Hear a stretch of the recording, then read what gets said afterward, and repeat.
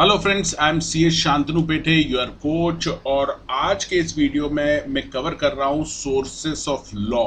इसमें total 22 points हैं जो मैं डिस्कस करने जा रहा हूँ।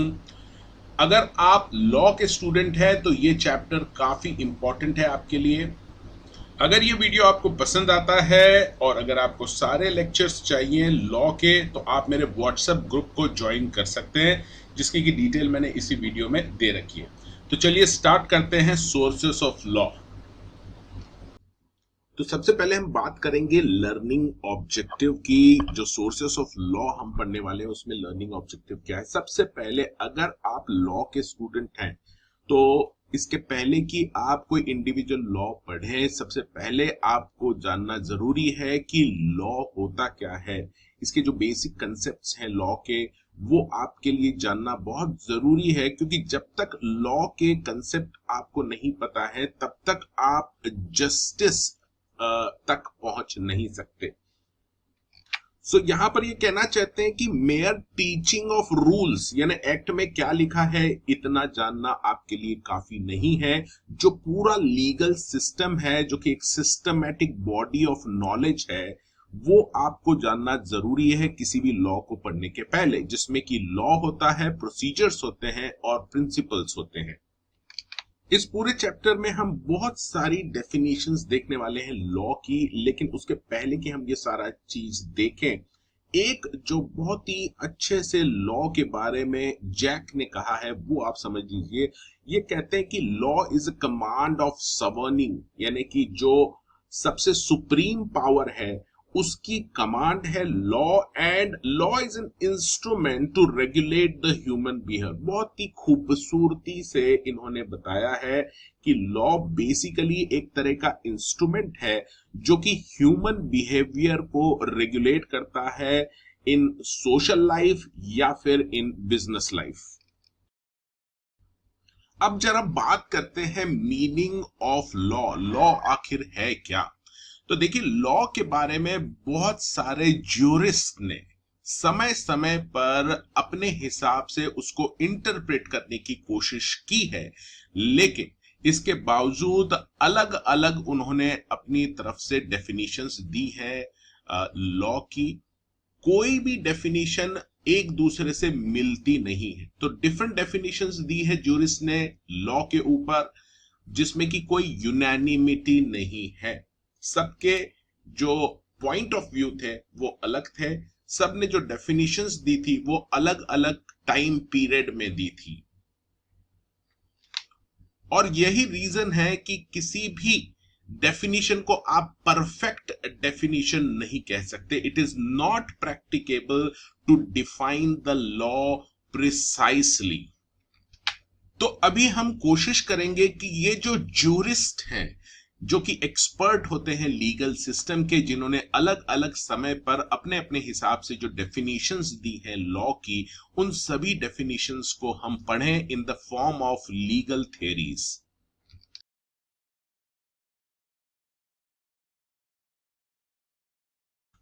अब बात करते हैं classification of definitions of law. जैसे कि हमने देखा कि तरह तरह की डेफिनेशंस डिफरेंट ज्यूरिस्ट ने समय समय पर दे रखी है। इनको अच्छे से समझने के लिए, for better understanding of all these definition and clarity about the nature and meaning of law, we may classify these definition in these 5 broad classes. ये 5 भागों में हमने इन सभी definitions को डिवाइड किया है और हर एक को फिर हम डिटेल में देखेंगे।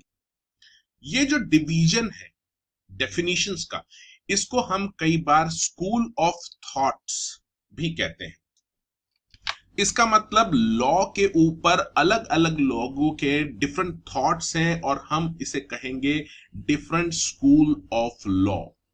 अब यहां पर 5 तरह के स्कूल ऑफ लॉ यानी डिफरेंट थॉट्स हैं लॉ के बारे में, और हर एक स्कूल ऑफ लॉ में बहुत सारी डेफिनेशंस हैं। वो सारी डेफिनेशन हम देखेंगे। सबसे पहले कि क्लासिफिकेशन जो हमने किया है डेफिनेशंस का, इसको आप अच्छे से समझ लीजिए। पहला जो स्कूल ऑफ लॉ है वो है नेचुरल स्कूल ऑफ लॉ, जिसमें वो मान के चलते हैं कि ये जो लॉ है it is present in the nature, nature में ये लॉ उपस्थित है, हमको जस्ट डिस्कवर करने की जरूरत है। दूसरा जो स्कूल है लॉ का वो है पॉजिटिविस्टिक स्कूल ऑफ लॉ, और इसमें जो मेन फोकस रहता है इन तरह इसमें जो डेफिनेशंस का वो रहता है मैन मेड लॉ, यानी जो कानून है वो इंसानों ने बनाए हैं। ये स्कूल ऑफ लॉ ये मान के चलता है, और इसमें हम ये वाली डेफिनेशंस देखेंगे। इसके बाद आती है हिस्टोरिकल स्कूल ऑफ लॉ, जिसमें कि हम कस्टम्स की बात करते हैं, यानी रीति रिवाज, पुराने समय से जो रीति रिवाज हम फॉलो कर रहे हैं वही हमारे लिए कानून है, वही लॉ है। ये डेफिनेशंस हम हिस्टोरिकल स्कूल ऑफ लॉ में देखेंगे इससे रिलेटेड। इसके बाद आता है number sociological school of law. इसमें ये कहा गया है कि ये जो लॉ है ये एक तरह से समाज का फिनोमिना है, सोशल फिनोमिना है, यानी समाज ने इसे बनाया है। इसमें भी बहुत सारी डेफिनेशन है वो हम देखेंगे। और इसके बाद आता है रियलिस्टिक स्कूल ऑफ लॉ। तो रियलिस्टिक स्कूल ऑफ लॉ में जो डेफिनेशंस है मेनली वो जजेस और ज्यूरिस पर्सन जो रहते हैं उन्होंने जो जिस तरह की डेफिनेशंस दी हैं लॉ के ऊपर, उसमें हम फोकस करेंगे। तो अब हम आगे जो भी पढ़ने वाले हैं लॉ की डेफिनेशंस वो ये 5 ब्रॉड हेडिंग्स में हम उनको पढ़ने वाले हैं। अब हम बात करते हैं नेचुरल स्कूल ऑफ लॉ। अब इसमें सबसे इंपॉर्टेंट चीज जो इन्होंने बताई है कि ये जो डेफिनेशंस हैं जो नेचुरल स्कूल ऑफ लॉ में, इनका पूरा का पूरा फोकस रहता है लॉ ऑफ नेचर, यानी ये कहना चाहते हैं कि जो लॉ है वो इनहेरेंट है नेचर में, वो उपस्थित है। और ये जो लॉ रहते हैं ये सभी के लिए कॉमन रहते हैं, जितने भी लोग हैं उन सभी के लिए ये कॉमन है, चाहे ये लॉ रिटन है या नहीं है, ये सभी के लिए एप्लीकेबल होते हैं समान तरीके से। और इस स्कूल ऑफ थॉट में जो डेफिनेशंस हैं वो ये दर्शाती है कि ये जितने भी लॉ हैं these are rational and reasonable, यानी एक रैशनल है थिंकिंग इनमें और रीजनेबल है टू ऑल द पीपल।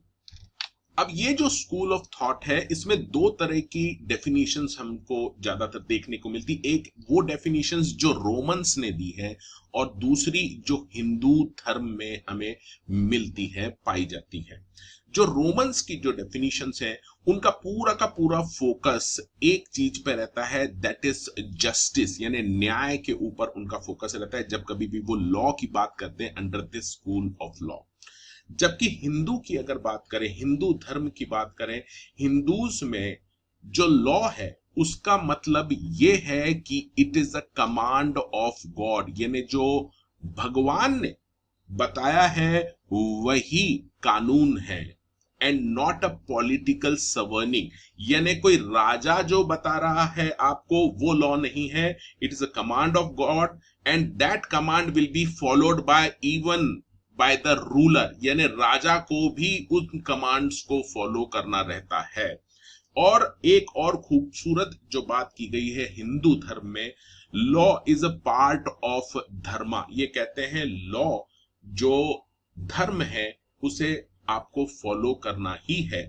और जहां तक जस्टिस की बात है यानी न्याय की बात है, न्याय हमेशा प्रेजेंट रहा है in the concept of definitions of law of Hindus. अब बहुत सारी डेफिनेशंस इस स्कूल ऑफ थॉट में हमको मिलती है जो रोमन्स ने दी है, एंशिएंट ज्यूरिस्ट ने दी है, लेकिन इनमें से कुछ डेफिनेशंस हम यहां पर देखते हैं। Alpine, Cicero and Justinian digest में ये डेफिनेशंस हैं, तो इनको हम देख लेते हैं। ये काफी इंपॉर्टेंट है, आपको याद रखना है। अल्पाइन ने लॉ को कुछ इस तरह से डिफाइन किया है कि लॉ इज आर्ट और science what is equitable and good, यानी जो सबके लिए समान है और अच्छा है उसे हम फॉलो करेंगे। इट्स आर्ट और साइंस, इस तरह से अल्पाइन ने इसे डिफाइन किया है। इसके बाद सिसरो का कहना है कि law is the highest reason implanted in the nature. इसका फोकस है कि नेचर में जो कुछ भी घट रहा है उसका जो कारण है वही लॉ है। ये पूरा नेचर लॉ से चल रहा है। इसके बाद जस्टिनियंस डाइजेस्ट में ये कहते हैं कि law is the standard of what is just and unjust. यानी यहां पर ये कहना चाहता है कि लोगों के लिए जो उनमें बुद्धि है उसके हिसाब से वो डिसाइड कर सकते हैं कि क्या भला है और क्या बुरा है। तो जस्ट और अनजस्ट के जो स्टैंडर्ड्स हैं उन्हीं को जस्टिनियन डाइजेस्ट में लॉ करार दिया गया है।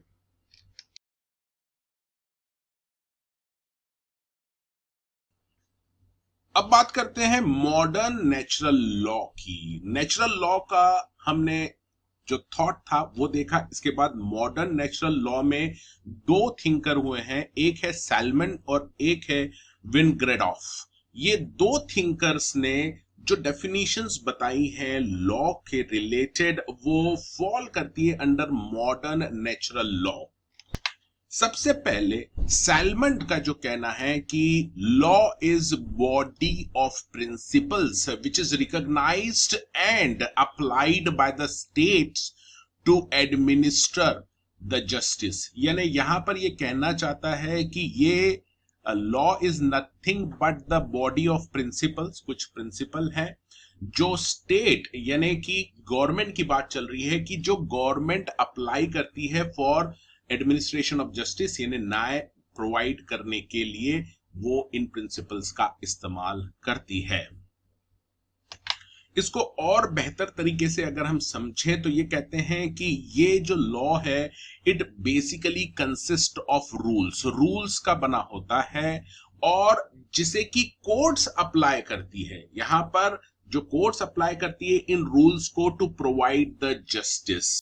यहां पर दो फैक्टर्स की चर्चा की है। पहला ये कहते हैं कि अंडरस्टैंड करने के लिए लॉ को सबसे पहले उसका पर्पस पता होना चाहिए कि भाई ये लॉ किसके लिए बना है।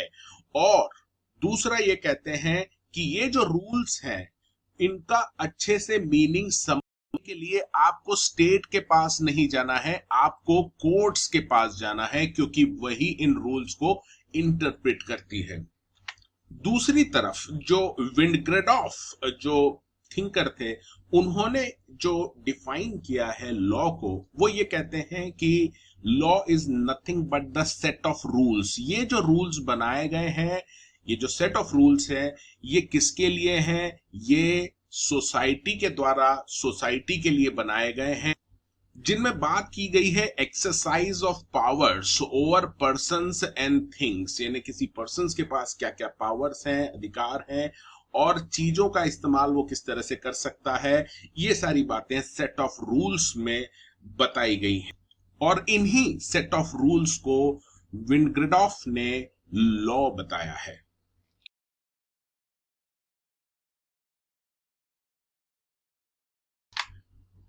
Now let's try to see positivistic definition of law. ये जो school of thought है positivistic, इसमें ये कहते हैं कि law is fully defined, यानी किसी तरह का कोई शक शुबा नहीं है।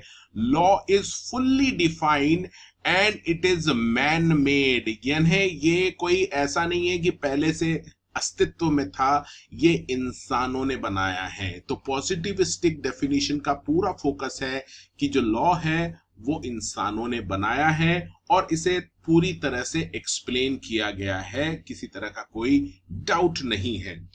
अब पॉजिटिविस्टिक जो अप्रोच है उसमें ये कहते हैं कि ये जो अप्रोच है इसमें लॉ जो नेचुरल लॉ है उसको एक्सप्लिसिटली डिफाइन किया जाता है। एक्सप्लिसिटली यानी एग्जैक्टली क्या है वो, एंड उसके बाद यहां पर कुछ सैंक्शंस लगाए जाते हैं इंसान के द्वारा यानी मैन मेड लॉ के जरिए। अब मैं इसका एक जस्ट एग्जांपल देना चाहता हूं। जैसे कि आपको पता है नेचुरल साइंस अगर आप देखें, नेचुरल लॉ देखें तो दिन होता है, सुबह होती है, रात होती है, शाम होती है और दिन भर में 24 घंटे होते हैं, ये हमने देखा है, ये सब नेचुरल है। इसी तरह से एक हफ्ते में 7 दिन होते हैं। तो यहां पर ये जो नेचुरल लॉ है इसको एक्सप्लिसिटली डिफाइन किया जाता है पॉजिटिविस्टिक अप्रोच में, जिसके जरिए आप बताते हैं कि भाई 24 घंटे का एक दिन होगा, 7 दिनों का एक हफ्ता होगा और इस तरह से इसके बाद कुछ सैंक्शंस लगाए जाते हैं, जैसे कि संडे को आप काम नहीं करेंगे, या फिर सुबह 8 बजे से आपका जो टाइम होगा काम करने का 8 से 5 होगा। तो ये एक जस्ट मैंने एग्जांपल दिया है कि जो नेचुरल लॉज हैं उसको पहले क्लियरली डिफाइन किया जाता है एक्सप्लिसिटली, और उसके बाद कुछ सैंक्शंस लगाए जाते हैं इन पॉजिटिविस्टिक लॉ।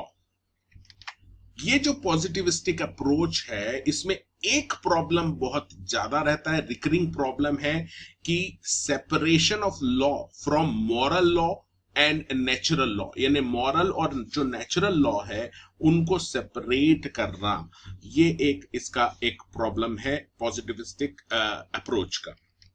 ये जो सिस्टम है पॉजिटिविस्टिक अप्रोच, ये जो डेवलप हुआ है, ये legal thinkers of 18th and 19th century के जो थिंकर्स थे, जैसे जर्मी एंड जॉन ऑस्टिन, इन्होंने ये सिस्टम को डेवलप किया है लॉ का पॉजिटिविस्टिक अप्रोच। अब एज पर जो जॉन ऑस्टिन थे, उनका कहना है कि law is aggregate of rule set by man as politically superior. जो पॉलिटिकली सुपीरियर है यानी कि किंग है, सवर्निंग है, वो कुछ रूल्स बनाता है, सेट ऑफ रूल्स बनाता है। किन के लिए बनाता है? बाकी की जो बची हुई जनता है उनके लिए बनाता है ये सेट ऑफ रूल्स, और इसे ही लॉ कहा गया है जॉन ऑस्टिन के द्वारा। अब यहां पर ये कहते हैं कि in other word law is a command of sovereign, जो सुप्रीम पर्सन है, जो किंग है, उसकी वो कमांड है, उसका वो आदेश है, और इस आदेश का पालन सभी को करना होगा। It is duty to observe this conduct, जो भी उसने बताया उस तरह से आचरण करना पड़ेगा। अगर नहीं करते तो ड्यूटी भी लगाई जा सकती है, पेमेंट करना पड़ सकता है उनको, या फिर उनके ऊपर कुछ प्रतिबंध लगाए जा सकते हैं, सैंक्शंस लगाए जा सकते हैं, जो पॉलिटिकली सुपीरियर पर्सन है यानी किंग है उसके द्वारा। अब यहां पर ये जो ऑस्टिन ने बताया है ये कंसेप्ट लॉ का, इसमें कमांड है, इसमें ड्यूटी है, इसमें सैंक्शन है, ये तीन मेन एलिमेंट्स हैं लॉ के एज पर जॉन ऑस्टिन। अब इसके बाद एक और थिंकर थे कैल्सन, ये बहुत ही बड़े थिंकर थे लॉ के, और इनकी एक बहुत ही मशहूर थ्योरी हुई है प्योर थ्योरी ऑफ लॉ। इसे भी ध्यान में रखना है, प्योर थ्योरी ऑफ लॉ। और प्योर थ्योरी ऑफ लॉ के हिसाब से law is a normative science. Normative science का मतलब है कि क्या करना होगा। तो legal norms are out norm. जब भी हम लॉ की बात करें तो हम बात कर रहे हैं कि क्या होना चाहिए, आउट नॉर्म की बात कर रहे हैं, डिस्टिंक्ट फ्रॉम इस norms of physical and natural science, जो अभी मौजूद है। फिजिकल या नेचुरल लॉ की बात नहीं कर रहे हैं, यहाँ पे क्या करना होगा ऐसी परिस्थिति में उसकी बात की जाती है under the normative science. So as per Kelsen, law does not attempt to describe what actually occurs, but only prescribe certain rules. तो ऑस्टिन के हिसाब से जो रूल्स प्रिस्क्राइब किए जाते हैं किसी कंडीशन में, किसी परिस्थितियों में आपको क्या करना है, ये जो आउट नॉर्म्स हैं, ये जो रूल्स हैं, इसी को इसने लॉ कहा है। प्योर थ्योरी ऑफ लॉ में एक बहुत ही इंटरेस्टिंग बात इन्होंने कही है कि ये जितने भी नॉर्म्स आप बनाएंगे, यानी जितने भी रूल्स आप बनाएंगे, वो अपनी जो पावर्स हैं वो सारी पावर्स डिराइव करेंगे ग्रिड नॉर्म से, यानी ग्रिड नॉर्म से वो अपनी पावर्स डिराइव करेंगे। अब ये ग्रिड नॉर्म्स क्या होते हैं? ग्रिड नॉर्म्स का मतलब होता है वो बेसिक नॉर्म्स, ऑर्डर्स या रूल्स जिनके बेसिस पे वो पूरा लीगल सिस्टम वर्क करेगा। तो ये आपका एक बेसिक नॉर्म्स हो गए जिनको हम बोल रहे हैं ग्रिड नॉर्म्स, यानी रूल्स हो गए, बेसिक रूल्स आप बोल सकते हैं इनको। और इसके बेसिस पे अब आप बाकी के सारे जो रूल्स है, कानून है, कायदे हैं, वो बनाते जाएंगे। तो इसका एक एग्जांपल अगर हम देखें तो हमारा जो बेसिक है वो कॉन्स्टिट्यूशन है। इंडिया का जो बेसिक कानून, सबसे सुप्रीम लेजिस्लेशन जिसे बोला जाता है, वो कॉन्स्टिट्यूशन है, जिसको हम ग्रैंड नॉर्म्स बोल सकते हैं। और फिर इसके बेसिस के ऊपर हम अलग अलग नॉर्म्स बनाते जाते हैं, अलग अलग रूल्स और एक्ट्स बनाते जाते हैं।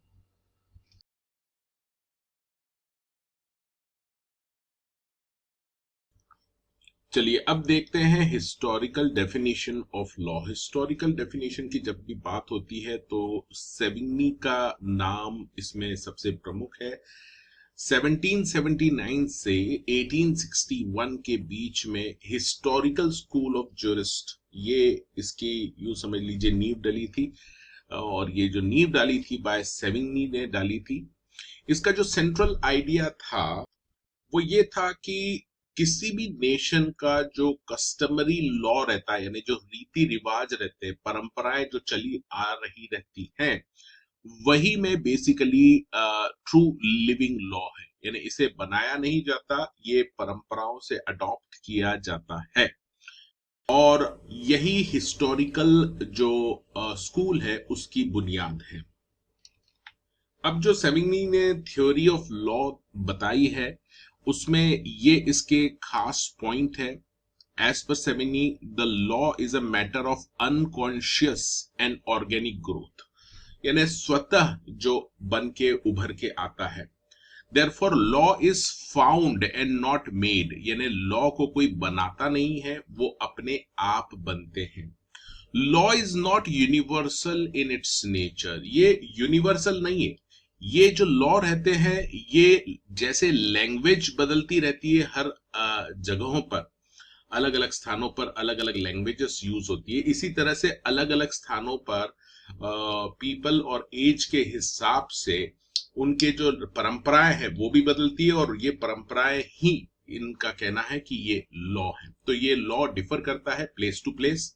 इसके बाद ये कहते हैं custom not only precedes legislation but it is superior to it. ये कहते हैं कि कस्टम्स जो है, आपके रीति रिवाज जो है, वो इवन जो लेजिस्लेशन है, यानी जो कानून बनाते हैं हमारे यहाँ पर, जैसे गवर्नमेंट बनाती है, उससे भी ऊपर है परंपराएं। Law should always confirm to the popular consciousness, यानी जो जन भावना है, जो परंपराएं हैं, उनका हमेशा आदर करना चाहिए, और वो जो चली आ रही हैं वो ज्यादा प्योर लॉ है। Law has its source in common consciousness of the people. इसका मतलब ये जो लॉ है ये उभर के आता है लोगों की जन भावना से। जन भावना से ये लॉ है, ये उभर के आता है। As per historical definition, legislation is the last stage of law making and therefore the lawyer jurist is more important than the legislature. अब जब यहाँ पर लेजिस्लेचर की बात की गई है तो यहाँ पर गवर्नमेंट की बात की गई। जो गवर्नमेंट लॉ बनाती है वो बाद में आता है, इसके पहले जो रीति रिवाज चले आ रहे हैं, परंपराएं चली आ रही हैं, वो पहले प्रायोरिटी में है। वो जो भी परंपराएं हैं वो लॉ माना गया है, और उसके बाद कुछ कमियां रह जाती है वगैरह उसमें, तो वो गवर्नमेंट फुलफिल करती है, लेजिस्लेचर बनाता है उसको। इसके बाद एक सर हेनरी हुए थे। ये कहते हैं कि law has come down to us in close association with two notions. दो तरह के मान्यताएं हैं। नोशन ऑफ ऑर्डर, यानी जो सामाजिक ताना बाना है उसको ठीक ठाक से चलाने के लिए, notion of order, and the notion of force, और फोर्स अप्लाई करके इसे चलाया जाता है। तो ये दो नोशंस हैं जिसके ऊपर लॉ की कल्पना की गई है एज पर सर हेनरी।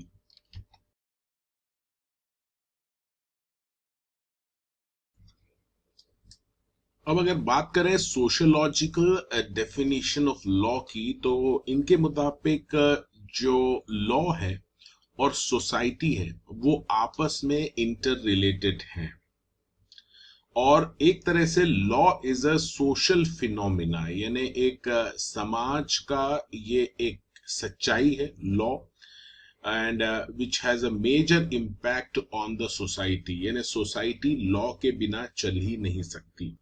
इसके अलावा ड्यूइट ने कहा है कि law is essentially and exclusively a social fact, यानी समाज की ये वास्तविकता है। इसके बाद जो हायरिंग है इसने जो डिफाइन किया है सोशियोलॉजिकल डेफिनेशन में, जो गिरती है डेफिनेशन, ये बहुत ही अच्छी तरह से डिफाइन किया है इसने। ये कहते हैं the form of guarantee of conditions of life of society assured by state's power of constrain, यानी इसका कहने का मतलब है कि जो सोसाइटी में लोग रहते हैं वो किस तरह से रहेंगे, किस तरह से उनका व्यवहार होगा, और it is assured by state power of constrain, यानी पावर है स्टेट के पास उसको एनफोर्स कराने की थ्रू कंस्ट्रेन, यानी ड्यूटी पेनल्टी लगा के उसको वो फोर्स एनफोर्स करा सकती है एक particular kind of social behaviour from the people living in the society. Now there are three essentials of this definition. इसके तीन प्रमुख बिंदु हैं. पहला ये कहते हैं कि the definition of law is treated as only one means of social control. यानी लॉ जो है इसको एक तरह से समाज के ऊपर जो कंट्रोल स्थापित करना है उसका ये जरिया है लॉ. सेकंड ये कहते हैं law is to serve social purpose, और ये जो लॉ बनाया जाता है ये मेनली सोसाइटी के लिए ही बनाया जाता है. और तीसरा ये कहते हैं it is cohesive in character, इसका मतलब यूजिंग ऑफ फोर्स और थ्रेट, यानी इसके ये जो लॉ है इसे अगर कोई फॉलो नहीं करता है तो इसे पहले तो फोर्सफुली अप्लाई किया जाता है, अगर नहीं करता तो उसके लिए दंड भी हो सकता है. There may be some penalty if the people don't follow it.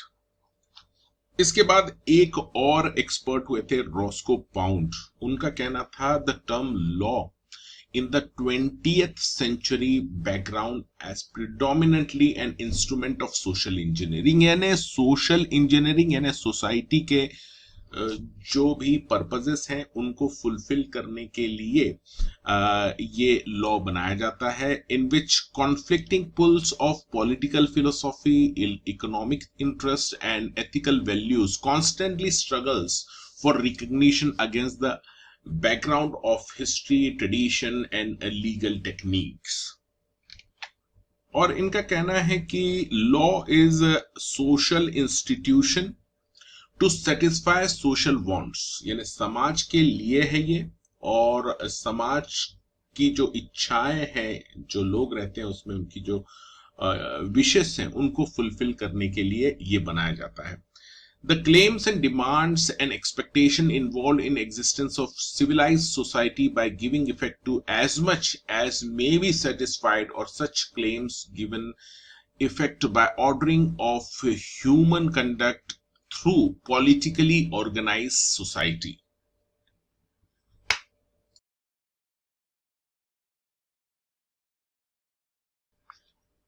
अब बात करते हैं रियलिस्टिक डेफिनेशन ऑफ लॉ की. Realist definition. अब ये जो स्कूल ऑफ लॉ है as different from natural school of law. Natural school of law में हमने देखा था कि हमने ये कल्पना की है कि भाई जो लॉ है वो बनाया गया है गॉड के द्वारा या नेचर में वो एग्जिस्ट है. But realist school believe that law are made by judges and jurisperson, यानी इन्हें बनाया जाता है वो भी किनके द्वारा, जजेस और jurisperson के द्वारा. The school of legal thought that advocates less abstract and more realistic, practical and pragmatic approach to law. ये हवाई बातें नहीं करता ये स्कूल ऑफ लॉ. इसमें रियलिस्टिक प्रैक्टिकल अप्रोच है, एक सेंसिबल अप्रोच अडॉप्ट करता है लॉ को डिफाइन करने की.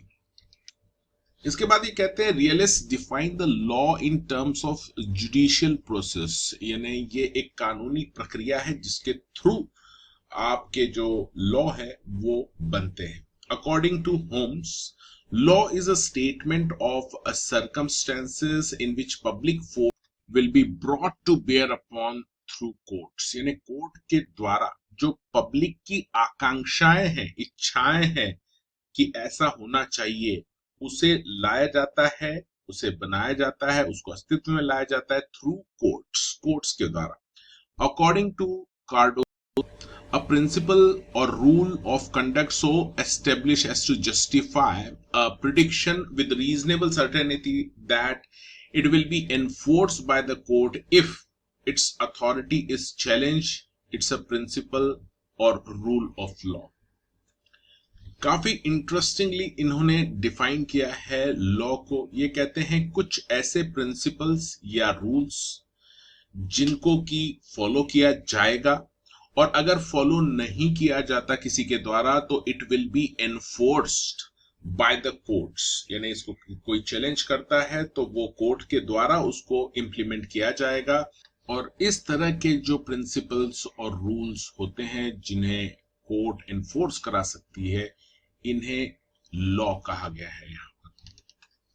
तो अभी हमने जो भी डेफिनेशंस देखी उसका जो लबो लबाब है, जो उसका सार है, वो ये कहते हैं कि law is nothing but a mechanism of regulating the human conduct in the society.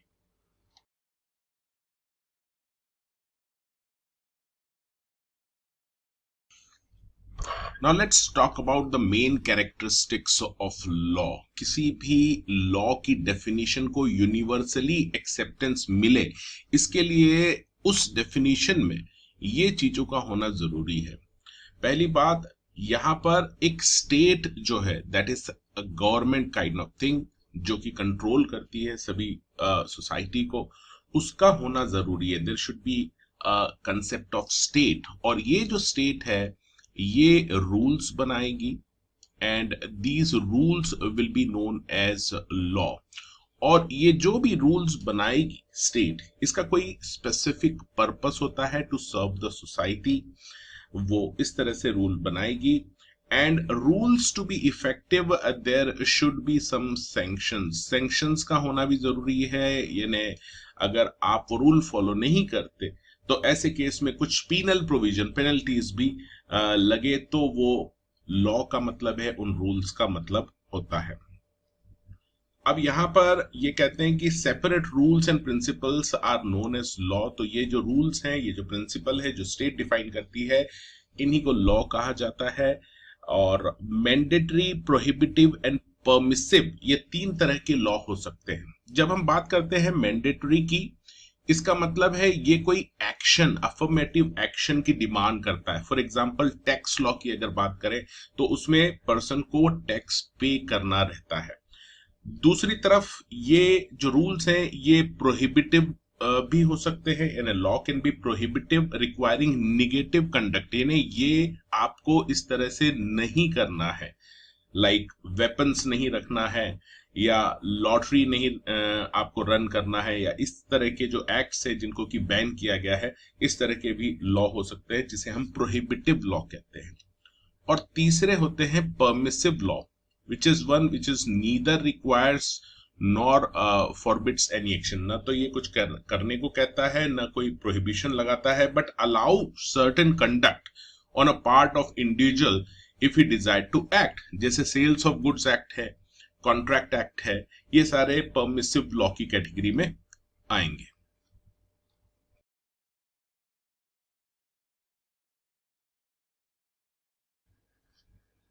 अब बात करते हैं how laws are made effective.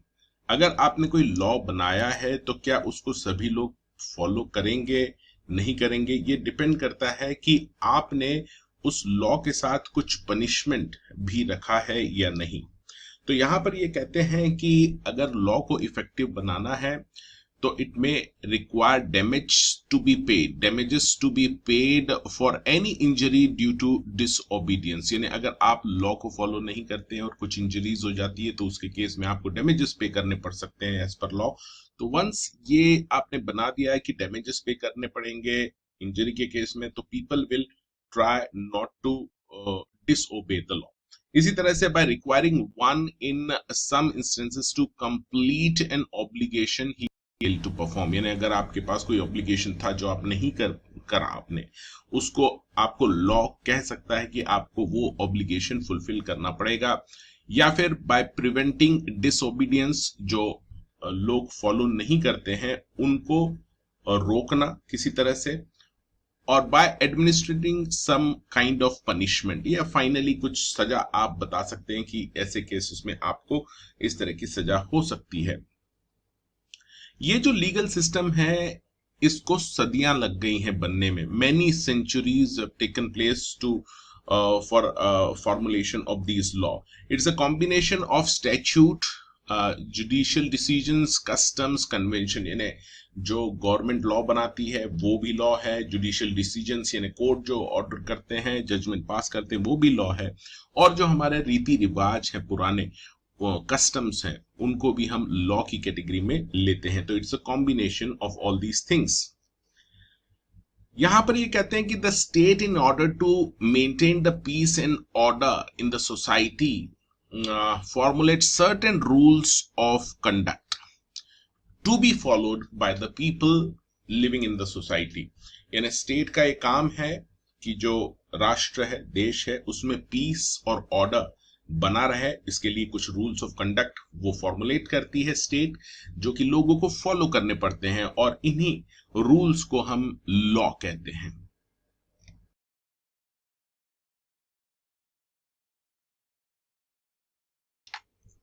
अब बात करते हैं सिग्निफिकेंस ऑफ लॉ। ये लॉ की आखिर जरूरत क्या है? देखिए, किसी भी सोसाइटी को अच्छे से चलाने के लिए, वहां पर डिसिप्लिन लाने के लिए लॉ की बहुत जरूरत रहती है।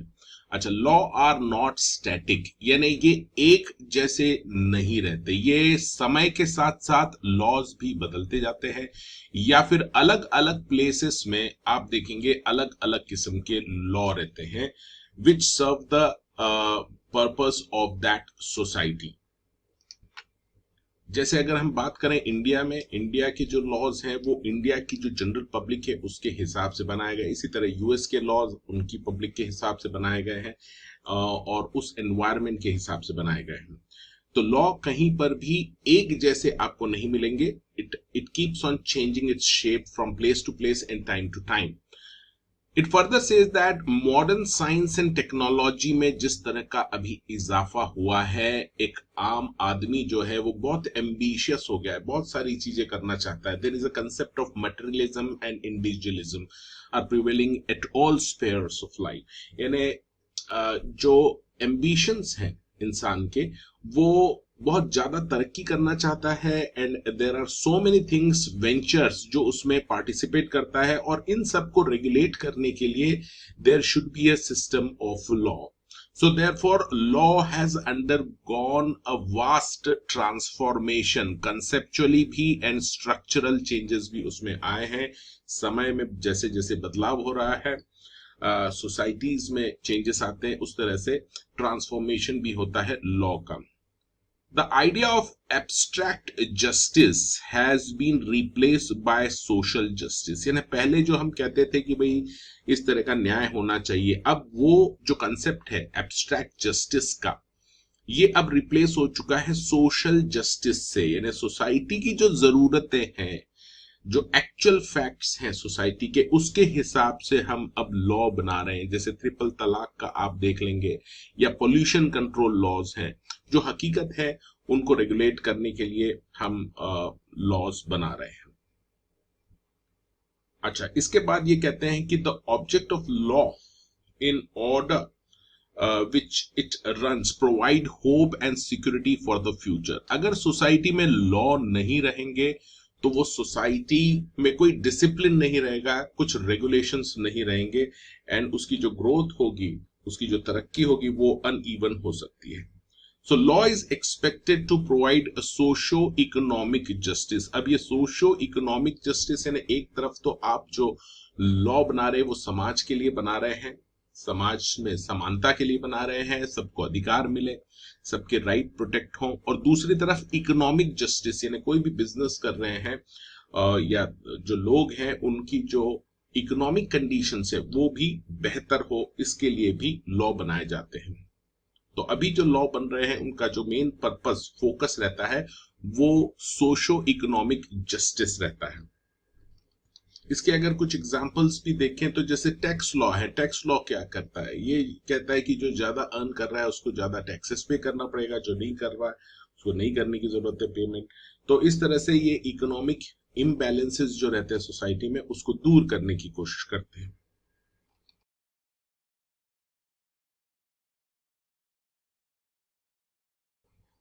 अब जरा बात कर लेते हैं सोर्सेस ऑफ इंडियन लॉ की। इंडियन लॉ की अगर बात करें, इसके पहले कि हम ये इंडियन लॉ की जो सोर्सेस है उसके पूरी डिटेल में डिस्कशन करें, सबसे पहले ये कहते हैं कि जब कभी भी हम सोर्सेस ऑफ लॉ ऐसा वर्ड इस्तेमाल करते हैं, सोर्सेस ऑफ लॉ, तो इसके अलग अलग मतलब निकाले जाते हैं। बेसिकली अगर आप देखें तो सोर्स का मतलब होता है ओरिजिन, उद्गम, कहां से ये आ रहे हैं, ठीक है, बन रहे हैं। अब यहां पर डिफरेंट जो ज्यूरिस्ट हैं उसमें ओरिजिन को लेके डिफरेंट कंसेप्ट्स हैं। अगर ऑस्टिन की बात करें, ऑस्टिन का फोकस है कि लॉ ओरिजिनेट फ्रॉम द सवर्न। सवरिन का मतलब है कि जो सुप्रीम है, जो रूलर है, जो राजा है, वो लॉ बनाता है। एंड अगर सेविंग की बात करें, ये कहता है कि वॉलिडिस्ट यानी general consciousness of the people, यानी जो सोसाइटी है वो खुद अपने लिए लॉ बनाती है। इसके अलावा अगर सोशलिस्ट की बात करें, उनके हिसाब से यहां पर हेट्रोजीनियस फैक्टर यानी कई तरह के फैक्टर्स हैं जिससे कि लॉ अस्तित्व में आते हैं। अगर थियोलॉजियंस की बात, जो कि पूरी तरह से भगवान में आस्था रखते हैं, वो कंसेप्ट ऑफ गॉड को मान के चलते हैं, उनके हिसाब से जो भी लॉ है वो ओरिजिनेट करते हैं गॉड से।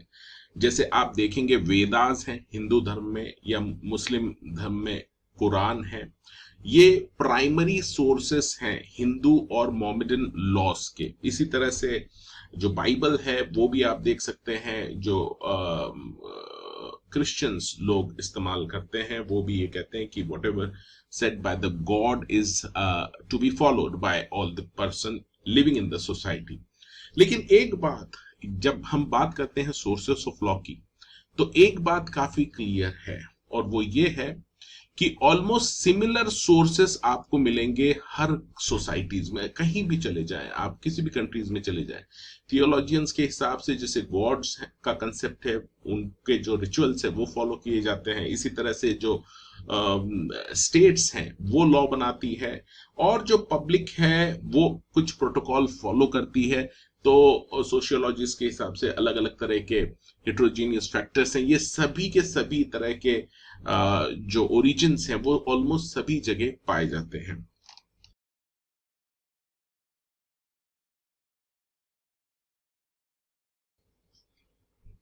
चलिए अब बात करते हैं sources of modern Indian law, यानी आज, यानी अभी की बात कर रहे हैं हम, आफ्टर इंडिपेंडेंस जो हमारा इंडिया है, उसमें अगर हम बात करें कि ये जो लॉज हैं हमारे यहाँ पर, ये कहाँ से आए हैं, तो ये कहते हैं कि अभी जो स्थिति है, modern Indian laws are administered in the court and is derived from various sources, and these sources may be divided into two head। दो तरह के sources हम इसको कह सकते हैं जो कि कोर्ट में जितने भी लॉ हैं उनको एडमिनिस्टर किया जाता है।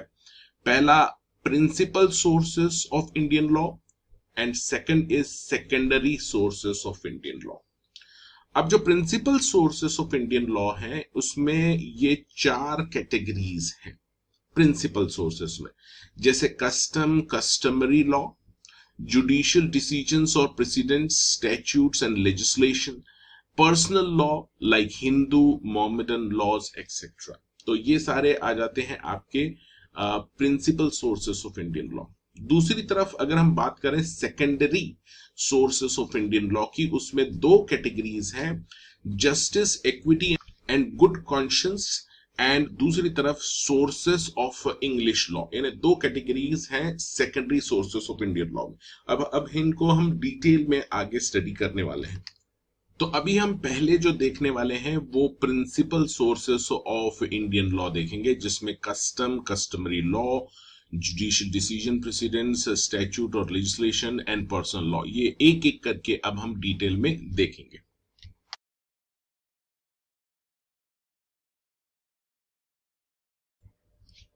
अब बात करते हैं कस्टम और कस्टमरी लॉ की। These customs are the most ancient of all sources of law. जितने भी सोर्सेस हमने देखे लॉ के, ये सबसे प्राचीन है, पुराने हैं, लेकिन आज की परिस्थिति में इनका जो इंपॉर्टेंस है वो डिमिनिशिंग ट्रेंड में है, यानी ये इंपॉर्टेंस इनका कम होता जा रहा है। और उसका रीजन है कि जो अभी के लॉ बन रहे, गवर्नमेंट लॉ बना रही है, जजेस अपने फैसले सुना रहे हैं, वो भी लॉ बन जाते हैं। तो इनकी वजह से जो पुराने हमारे कस्टम्स थे, एंशियंट जो कस्टम्स थे, उनका इम्पोर्टेंस दिन प्रतिदिन कम होता जा रहा है। अगर हम बात करें सोसाइटी की, प्रिमिटिव सोसाइटी, जो प्राचीन सभ्यताएं थी हमारी, उसमें कस्टम्स का बहुत बड़ा स्थान था, रोल था। It was felt that particular way of doing things was more convenient than others. यानी एक तरह का आप कुछ काम करते थे और पूरी सोसाइटी फिर उस तरह से काम करती थी, और same thing was done again and again in a particular way. It assumed the form of custom. जैसे पूजा पाठ है, इस तरह के जितने भी कस्टम्स हम फॉलो करते थे, ये एक तरह से रीति रिवाज लॉ का रूप धारण करते थे, यानी सभी को ये फॉलो करने रहते थे प्राचीन सभ्यता में। अगर हम हिंदू लॉज की बात करें तो कस्टम्स का उसमें बहुत बड़ा हाथ है हिंदू लॉज में।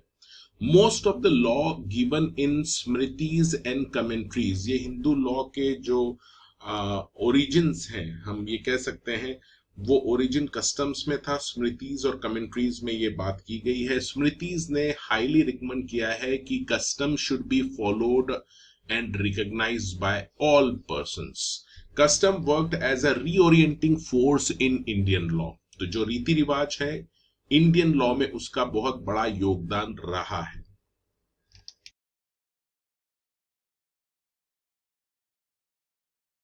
अब अगर हम बात करें क्लासिफिकेशन ऑफ कस्टम्स की, क्लासिफिकेशन ऑफ कस्टम में हम देखेंगे दो क्लासेस हैं, दो तरह के पार्ट्स हैं, custom without sanctions and custom having sanction. अब विदाउट सैंक्शन का मतलब यहां पर किसी तरह का कोई मैंडेटरी आपको वो फॉलो करना ऐसा नहीं है, ये नॉन ऑब्लिगेटरी है, यानी आप अगर इनको फॉलो करते हैं तो बहुत अच्छी बात है, नहीं भी करते हैं तो आपको कोई पनिशमेंट मिलेगा, ऐसी बात नहीं है।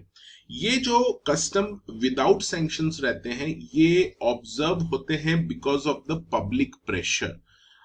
पब्लिक का जो प्रेशर रहता है, ओपिनियन रहता है कि इस तरह से काम करना चाहिए, उसकी वजह से ये कस्टम्स डेवलप होते हैं। These are called positive morality. For example, जैसे सोसाइटी में आप कहीं भी गंदगी ना करें, ठीक है, कचरा जो भी है आप कूड़ेदान में डालें, इधर उधर ना फेंकें, ये सारी चीजें जो हम देखते हैं, ये कस्टम्स, रीति रिवाज, ये विदाउट सैंक्शन है जो कि सोसाइटी फॉलो करती है।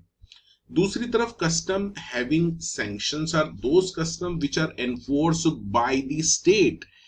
It is with these custom that we are concerned here. अभी हमको जो मेन जो हमको लॉ में पढ़ना है वो यही कस्टम्स पढ़ने हैं जिसमें कि सैंक्शंस हैं। These may be divided into two parts, legal and conventional customs.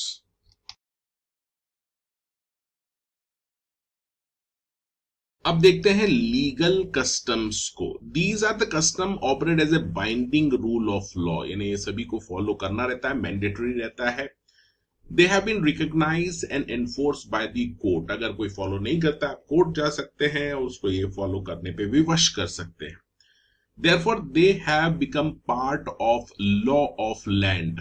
Legal customs are again two kinds, दो तरह के इसको हम पार्ट्स में डिवाइड कर सकते हैं। एक होता है लोकल कस्टम और दूसरा होता है जनरल कस्टम। जब हम लोकल कस्टम की बात करते हैं तो ये एक पर्टिकुलर लोकेलिटीज में एप्लीकेबल रहते हैं या किसी पर्सन्स पे, खास पर्सन्स पे एप्लीकेबल रहते हैं।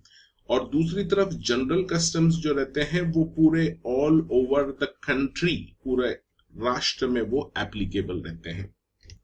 तो सबसे पहले हम लोकल कस्टम के बारे में देख लेते हैं। लोकल कस्टम, जैसा कि मैंने बताया है, which prevails in some definite locality and constitute sources of law for that place only, but there are certain sects और communities which take their custom with them wherever they go, यानी जिसको हम खाना बदोश कहते हैं।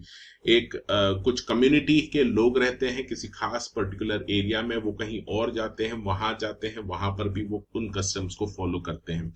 They are also called local custom, उन्हें भी हम लोकल कस्टम ही कहते हैं। This local custom can be geographical local custom or personal local custom. These customs are only for particular locality, section or community.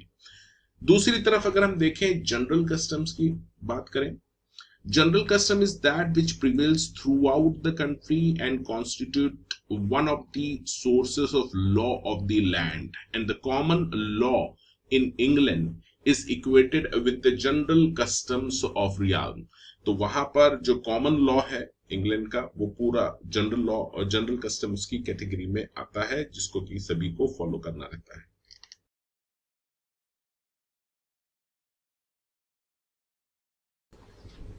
चलिए अब बात कर लेते हैं कन्वेंशनल कस्टम्स की। कन्वेंशनल का यहां पर इन्होंने मतलब बताया है यूजेज से। यूजेज का मतलब है कि जो आप में समझौता हुआ है, जो एग्रीमेंट हुआ है पार्टीज के बीच में कि भाई हम इस तरह से कोई पर्टिकुलर काम को करेंगे, उसे हम कन्वेंशनल कस्टम की कैटेगरी में लाते हैं और वो उन्हें फिर ऑब्जर्व करना रहता है जो भी एग्रीमेंट हुआ है। लेकिन यहां पर ये कहते हैं कि अगर कन्वेंशनल कस्टम अगर है, उसको कॉन्ट्रैक्ट कोर्ट तभी ट्रीट करेगी जब कुछ कंडीशंस वो फॉलो करते हैं, जैसा कि it must be shown that the convention is clearly establish, यानी पूरी तरह से क्लियर हो पार्टीज को, and fully known to contracting parties, यानी तो जो भी क्या करना है एग्रीमेंट में क्या करना है वो क्लियर होना चाहिए और सभी पार्टीज को क्लियर वो पता होना चाहिए। There is no fixed period for which convention must have been observed before it is recognized as binding. यानी यहाँ जरूरी नहीं है कि आपको इतने सालों से आप ये फॉलो कर रहे हैं तब जाके उसको लीगल स्टेटस मिलेगा, ऐसा कोई बाउंडेशन टाइम पीरियड का यहाँ नहीं बताया। अभी अभी आपने समझौता किया है उसको मान्यता मिल सकती है, प्रोवाइडेड वो कन्वेंशन जो भी आपका यूजेस है वो क्लियर होना चाहिए पार्टीज को। एंड इसके बाद ये कहते हैं conventions can not alter the general law of land, यानी जो भी आपके बीच में एग्रीमेंट हुआ है कुछ भी करने को लेके वो लॉ ऑफ लैंड के अगेंस्ट नहीं जाना चाहिए, उसको वो अफेक्ट नहीं करना चाहिए। And it must be reasonable, और ये रीजनेबल होना चाहिए, तो ही इन कन्वेंशनल कस्टम्स को कानूनी दर्जा मिल सकता है। Like legal customs, conventional customs may also be classified as general or local. Local हम कहेंगे where these customs are limited either to particular place or market or to a particular trade or a transaction, तो अब इनको local कहेंगे। और general हम कब कहेंगे, जब ये throughout the country इस तरह के uses को लोग follow कर रहे हों।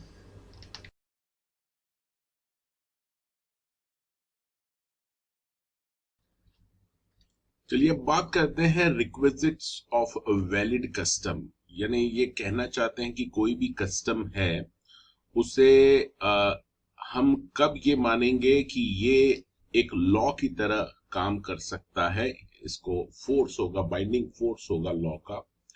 तो इसमें कुछ कैरेक्टरिस्टिक्स बताई है, कुछ इसेंशियल्स बताए हैं कस्टम्स के, and this is very important from exam point of view.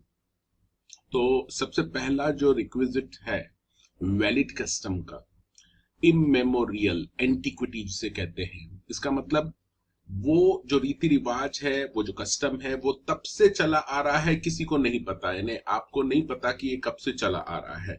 तो ऐसे कस्टम को हम ज्यादा ऑथेंटिक मानेंगे और उसका बाइंडिंग फोर्स होगा।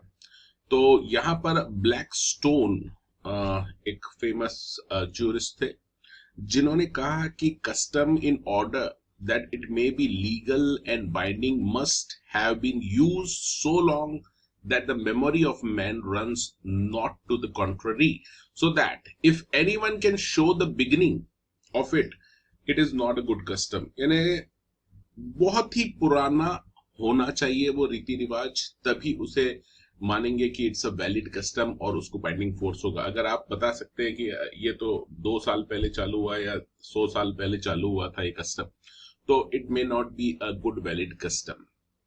अगर इंग्लिश और हिंदी लॉ की बात की जाए तो इंग्लिश लॉ में जो इमेमोरियल जो पॉइंट है उसके ऊपर ये कहते हैं कि अगर कोई कस्टम प्रूव हो जाता है कि ये from the year of accession of Richard I in 1189 तब से चला आ रहा है। यानी ये एक इन्होंने टाइम लिमिट बता दी है कि यहां से अगर चला आ रहा है वो कस्टम, तो उसको हम वैलिड कस्टम मान सकते हैं इन इंग्लिश लॉ। और अगर हम इंडिया की बात करें तो इंडिया में ये जो मेमोरी का कंसेप्ट है जो इंग्लिश लॉ में अडॉप्ट किया है वो हमारे यहाँ पर इंडिया में अप्लाई नहीं होता है। All that is required to be proved is that the alleged custom is ancient. ये बस प्राचीन है, पुराना है, इतना अगर आपको पता है तो that is enough for Indian custom. अब कितना पुराना है ये यहाँ पर प्रूव करने की जरूरत नहीं है इंडियन लॉ में। इसके बाद दूसरा जो इसेंशियल है वो सर्टेनिटी का है। तो कस्टम जो भी आपका रीति रिवाज है वो सर्टेन होना चाहिए, डेफिनेट होना चाहिए, यानी क्लियर होना चाहिए सभी को। It should not be a वेग और एम्बिगियस, उसमें किसी तरह का कोई भ्रम ना हो। ये भी एक इसका इसेंशियल है, सर्टेनिटी। इसके बाद आता है रीजनेबलनेस। कस्टम अगर हम उसको अडॉप्ट करते हैं एज अ वैलिड कस्टम मानते हैं तो उसके लिए उसका रीजनेबल होना जरूरी है। अब देखिए रीजनेबल में ये कहते हैं it must be useful and convenient to the society, है ना, सोसाइटी के लिए वो यूजफुल हो और सुविधाजनक हो। A custom is unreasonable. अब यहाँ पर ये भी कहते हैं कि कोई भी कस्टम अनरीजनेबल तब माना जाएगा if it is oppose to the principle of justice, equity, good conscience. इसका मतलब है कि अगर कोई कस्टम न्यायपूर्ण नहीं है या फिर समान अधिकारों को वो वायलेट करता है, इंसानों के जो समान अधिकार है उनको वायलेट करता है, या फिर अंतर आत्मा की आवाज के विरुद्ध है, तो ऐसे केस में हम उसको रीजनेबल कस्टम नहीं कह सकते। It will be treated as unreasonable. इसके बाद ये कहते हैं कंपलसरी ऑब्जर्वेंस, यानी ये जो भी कस्टम आप फॉलो कर रहे हैं ये फॉलो किया आ रहा है लंबे समय से और इसमें किसी तरह का इंटरप्शन नहीं हुआ है कि बीच में इसको फॉलो नहीं किया था उसके बाद फिर से फॉलो किया है, यानी कंटिन्यूअसली नॉन स्टॉप इसे फॉलो करते आ रहे हैं बहुत लंबे समय से, तो उसे हम वैलिड कस्टम कह सकते हैं। तो this is also one of the essential that compulsory observance. इसके बाद conformity with law and public morality. A custom must not be opposed to morality or public policy and not must be in conflict with the statute law. If a custom is expressly forbidden by legislation and abrogated by statute, it is inapplicable. कहने का मतलब वही है कि जो भी custom आप as a valid custom मानना चाहते हैं तो वो पब्लिक पॉलिसी के अगेंस्ट नहीं होना चाहिए, मोरालिटी के अगेंस्ट नहीं होना चाहिए और किसी एक कानून के अगेंस्ट भी नहीं होना चाहिए। और अगर आप कोई कस्टम फॉलो कर रहे हैं और उसे लॉ बना के उसे रोक दिया गया है तो फिर ऐसे में भी वो वैलिड कस्टम नहीं कहलाया जाएगा। अभी जैसे ट्रिपल तलाक का मैंने पहले भी जिक्र किया था, वो फॉलो किया जाता था, लेकिन अब क्योंकि उसके ऊपर कानून बन गया है तो अब वो वैलिड कस्टम नहीं माना जाएगा। इसके बाद यूनानिमिटी ऑफ ओपिनियन का ये कहते हैं कि the custom must be general and universal. If practice is left to individual choice it can not be termed as custom.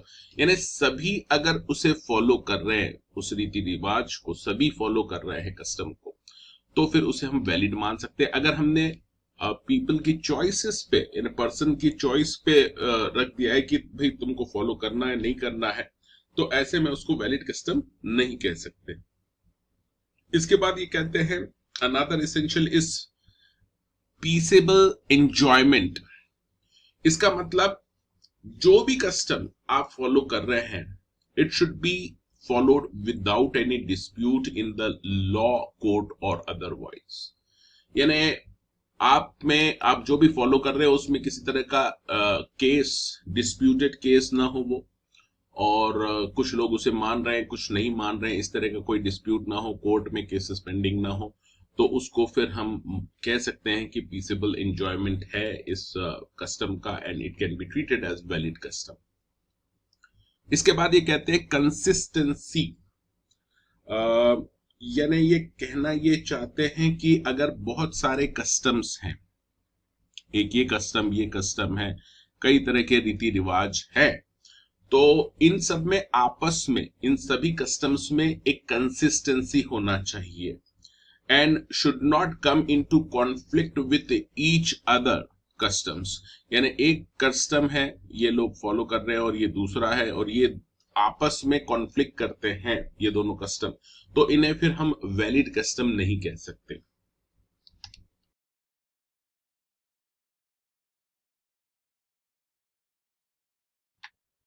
अब बात करते हैं जुडिशियल डिसीजंस या प्रेसिडेंट्स की। देखिए, अगर कभी भी कोई कोर्ट केस होता है और कोर्ट ने अगर कोई फैसला सुना दिया है किसी मैटर के ऊपर, तो फिर आने वाले सभी उस तरह के जो सिमिलर केसेस हैं, उसमें जो ये कोर्ट ने फैसला सुनाया था, डेफिनेटली ये जो सुप्रीम कोर्ट यानी जो बड़ी कोर्ट है जिसने फैसला सुनाया है, it will B followed by all the courts in the upcoming cases, similar cases में उसी तरह के फिर जजमेंट आते हैं, यानी वो फॉलो किया जाता है एक बार जो कोर्ट ने किसी मैटर पे डिसीजन दे दिया। तो यहां पर जो टर्म यूज हुई है precedent, it means some set pattern guiding the future conduct. अब इसका एक बेस्ट एग्जांपल अगर आप देखें तो शबरीमला का जो मंदिर था, वहां पर लेडीज की एंट्री मनाही थी, वहां पे लेडीज एंटर नहीं कर सकती थी। तो कोर्ट ने एक बार जब फाइनली डिसीजन दे दिया कि नहीं, महिलाएं भी वहां पर पूजा अर्चना कर सकती हैं, तो अब ये एक लैंडमार्क जजमेंट हो जाता है कोर्ट का, एक बड़ा फैसला हो जाता है, और अब आने वाले जो सिमिलर केसेस हैं उनमें इसी तरह का जो जजमेंट जो पास किया है कोर्ट ने, उसको फॉलो किया जाता है। तो यहां पर ये यही कहना चाहते हैं, एक पैटर्न सेट करता है कोई जजमेंट जब, और उसके आने वाले जो भी केसेस हैं उसी तरह से फिर डिसाइड होते हैं, तो हम ऐसे डिसीजन को प्रेसिडेंट बोलते हैं। यहाँ पे ये कहते हैं कि only such decision which lay down some new rule और principle are called judicial precedent. तो एक रूल जो नया नया तरह का जजमेंट आता है उसी को हम जुडिशियल प्रेसिडेंट बोलेंगे। और फिर बाकी के केस में अगर सिमिलर केसेस हैं और फिर कोर्ट ने वापस वही फैसला सुनाया है जो पहले केसेस में था, तो उसको जुडिशियल प्रेसिडेंट नहीं बोलेंगे, वो तो जस्ट फॉलो कर रहा है जो पिछले केसेस में डिसाइड किया था कोर्ट ने। अब जुडिशियल प्रेसिडेंट ये एक बहुत ही इंपॉर्टेंट सोर्स ऑफ लॉ है, और इसकी अथॉरिटी हमेशा मैक्सिमम बनी रही है सभी देशों में, खासकर उन देशों में जहां पर जो लीगल सिस्टम है वो बेस्ड है एज पर द इंग्लिश ज्यूरिस्प्रूडेंस, यानी जो इंग्लैंड के जो लॉ सिस्टम है उसके ऊपर बेस्ड है, वहां पर ऐसे प्रेसिडेंट्स का बहुत ही ज्यादा इंपॉर्टेंस है।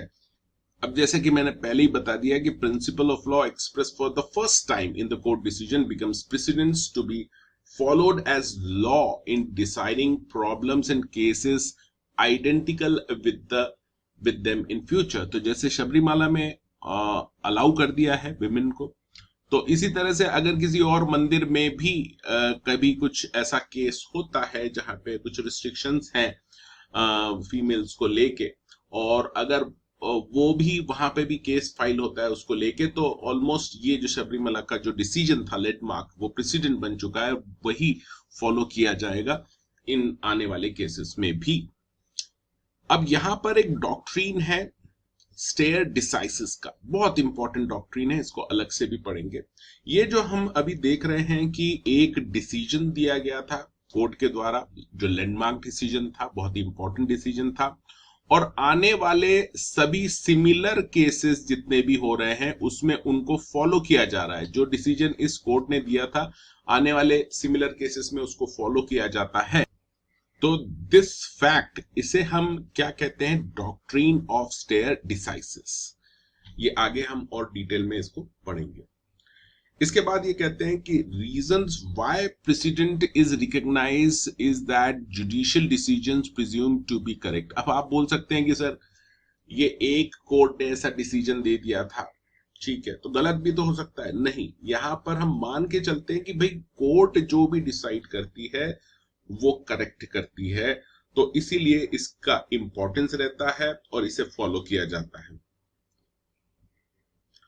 और जब ये फॉलो होता है केस दर केस, तो लोगों के मन में भी कॉन्फिडेंस डेवलप होता है। यानी एक बार ऐसा डिसीजन आ गया है और आगे कभी इसी तरह के प्रॉब्लम्स होते हैं, तो जो भी लिटिगेंट रहता है उसे पता है कि भाई इस तरह के केसेस में इस तरह का डिसीजन आया था, तो मेरे फेवर में वो आ सकता है। यानी लॉ जो रहता है वो एक तरह से सर्टेन हो जाता है, क्लियर हो जाता है माइंड में। अगर कोई डिसीजन अभी कोई बोल रहा है कि हाँ भाई आप महिलाएं जा सकती है मंदिर में, अगले केस में कोर्ट कह रही है नहीं जा सकते, तो ऐसे में तो कभी कॉन्फिडेंस आएगा ही नहीं लोगों के माइंड में। तो सर्टेनिटी काफी एक इम्पोर्टेंट पॉइंट रहता है लॉ का। तो ये सर्टेनिटी क्रिएट करता है president. Administration of justice become equitable and fair, और इससे जो न्याय मिलता है लोगों को वो ऑलमोस्ट समान मिलता है और फेयर मिलता है। चलिए अब बात करते हैं high courts and supreme court की, और इनके जो जजमेंट रहते हैं उनकी आखिर क्या वैल्यू रहती है, इनका सेटअप कैसा रहता है। देखिए, जहां तक हाई कोर्ट्स का सवाल है, ये पूरे स्टेट को कवर करते हैं और रेस्पेक्टिव स्टेट को, और सुप्रीम कोर्ट पूरे इंडिया को कवर करता है। Decision of high courts are binding on all the subordinate courts and tribunals within its jurisdiction। तो हाई कोर्ट है और उसके अंडर में बहुत सारी सबऑर्डिनेट कोर्ट्स आती हैं, जैसे session court, civil court and like that. तो वो जो कोर्ट्स रहती हैं उनके ऊपर हाई कोर्ट के डिसीजन बाइंडिंग रहेंगे, साथ में इसके अंडर में जो भी ट्राइब्यूनल्स आती हैं उनके डिसीजंस, हाई कोर्ट के डिसीजन उन ट्राइब्यूनल्स के ऊपर भी बाइंडिंग रहेंगे। The decision of one high court have only persuasive value in court which is with in the jurisdiction of another high court. अब देखिए, इसका ये कहना है कि अगर दो हाई कोर्ट, एक बॉम्बे हाई कोर्ट ले लेते हैं, दूसरा मान लीजिए इलाहाबाद हाई कोर्ट है, ठीक है। अब ये जो इलाहाबाद का हाई कोर्ट है ये यूपी स्टेट को कवर करता है, वहां पे जितनी भी कोर्ट्स आती है उसको कवर करता है। दूसरी तरफ बॉम्बे हाई कोर्ट पूरे महाराष्ट्र को कवर करता है, इसके अलावा ये गोवा, दमन दीव इनको भी कवर करता है, एरियाज को। हालांकि अब अगर बॉम्बे हाई कोर्ट का कोई डिसीजन है, बॉम्बे हाई कोर्ट ने कोई भी डिसीजन दिया है, तो बॉम्बे हाई कोर्ट के अंदर अंदर आने वाले जितने भी सबऑर्डिनेट कोर्ट्स हैं उनके ऊपर ये डिसीजन लागू होगा, यानी ये डिसीजन उनको फॉलो करना पड़ेगा उन सभी कोर्ट्स को। लेकिन अगर कोई similar case Allahabad high court में चल रहा है जो यूपी कवर करता है, यूपी स्टेट कवर करता है, तो यहां पर बॉम्बे हाई कोर्ट का डिसीजन जो है वो इलाहाबाद हाई कोर्ट के ऊपर लागू नहीं होगा। कहने का मतलब है उसको वो इंप्लीमेंट करना पड़ेगा ऐसा नहीं है, लेकिन उसकी एक पर्सुएसिव वैल्यू होगी। मान लीजिए कि ये जो डिसीजन था बॉम्बे हाई कोर्ट का, यहां पर इलाहाबाद हाई कोर्ट इस डिसीजन को रेफर कर सकता है, कंसीडर कर सकता है while delivering the judgment, but Allahabad high court is not bound to follow the same judgment of Bombay high court. तो यहां पर ये क्लियरली कह रहे हैं कि भाई दूसरा हाई कोर्ट है वो उसको कंसीडर कर सकता है while delivering the judgment, but ये जो हाई कोर्ट है इसके अंडर में मान लीजिए कोई कोर्ट आती है, यहां पर एक कोर्ट है, डिस्ट्रिक्ट कोर्ट है, और इसका कोई डिसीजन है, वो कॉन्फ्लिक्ट हो रहा है बॉम्बे हाई कोर्ट के डिसीजन से, यानी ये बॉम्बे हाई कोर्ट के जुडिक्शन में ही ये कोर्ट आ रही है और इसका कोई डिसीजन था जो बॉम्बे हाई कोर्ट के डिसीजन से कॉन्फ्लिक्टिंग था। फॉर डिस्ट्रिक्ट कोर्ट ने कोई डिसीजन दिया था प्रॉपर्टी के डिस्प्यूट में, और वो जो डिसीजन दिया था वो बॉम्बे हाई कोर्ट ने रिवर्स कर दिया। तो अब ये जो डिस्ट्रिक्ट हाई कोर्ट ने जो डिसीजन दिया था उसकी कोई वैल्यू नहीं रह जाएगी, क्योंकि हाई कोर्ट का जो डिसीजन है वही फॉलो किया जाएगा। इसके बाद ये कहते हैं कि देखिए जो हाई कोर्ट रहता है वो भी बेंचेस रहती हैं उसकी, ठीक है।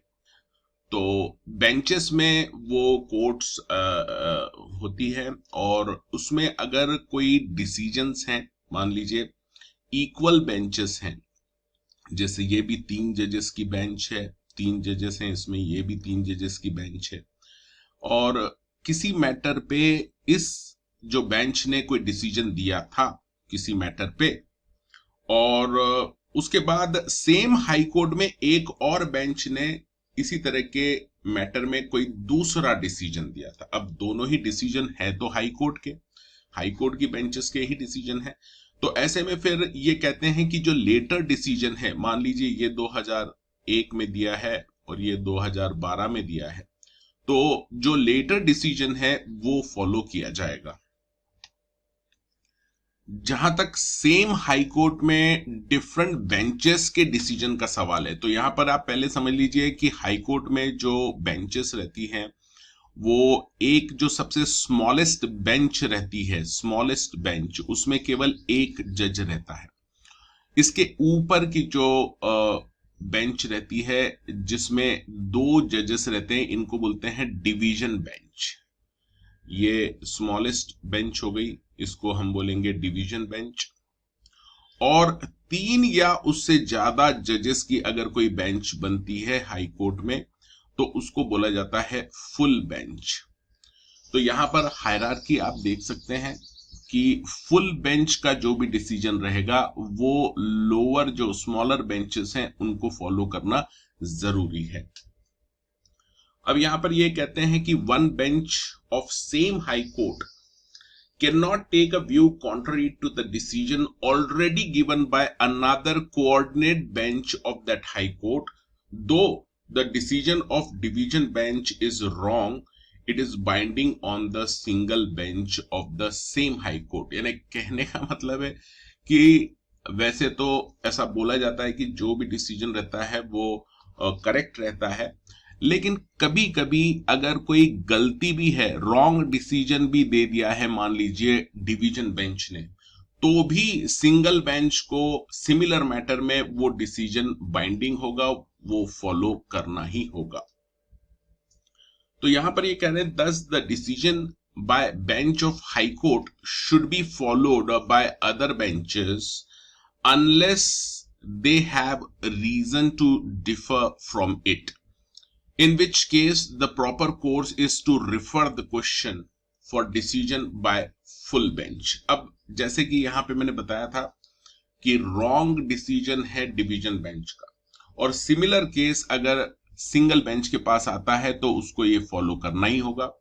लेकिन अगर इसे लगता है कि सिंगल बेंच को कि ये इसमें बहुत ही गलत डिसीजन है और मैं इसको फॉलो नहीं कर सकता, तो ऐसे केस में ये जो सिंगल बेंच है ये मैटर रेफर कर सकती है फुल बेंच को for decision of this matter,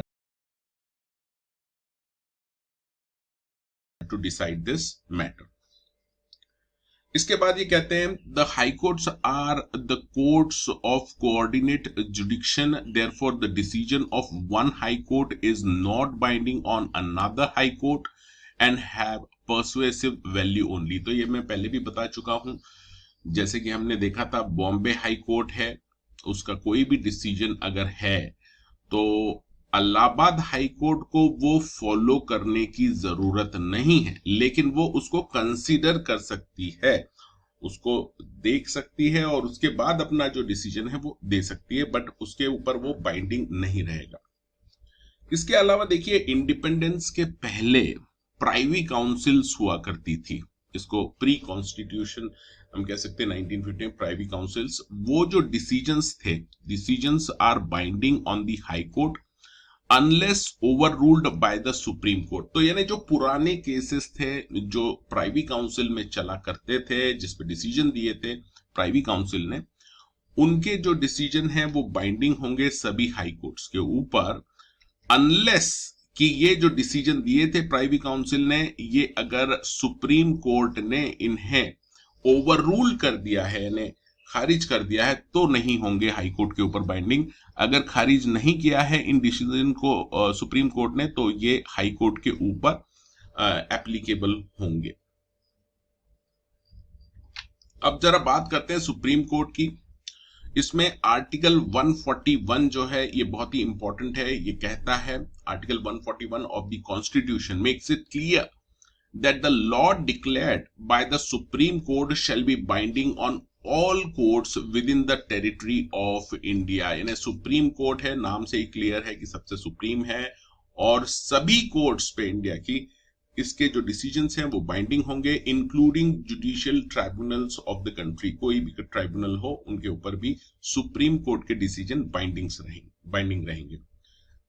so law declared, यहां पर इसका जो मतलब है ये कहते हैं includes obiter dictum provided it is upon the point raised and argued. अब ऑबिटर डिक्टम ये क्या होता है इसको मैं अलग से बताऊंगा।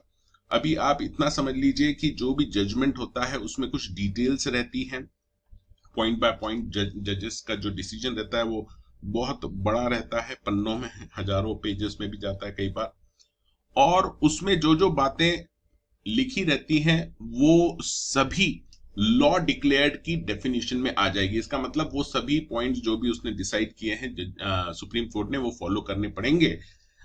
लेकिन इसकी कंडीशन ये है कि वो जो पॉइंट है वो प्रॉपरली रेज किए हो और उनके ऊपर आर्ग्यूमेंट हुआ हो, उसके बाद ही उसकी जो वैल्यू है वो रहेगी, and other courts will have to follow those obiter dictum.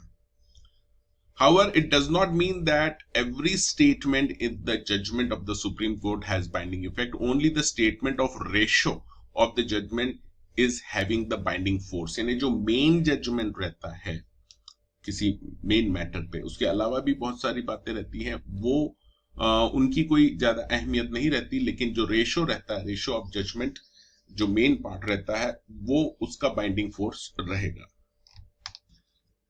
अब बात करते हैं सुप्रीम कोर्ट की।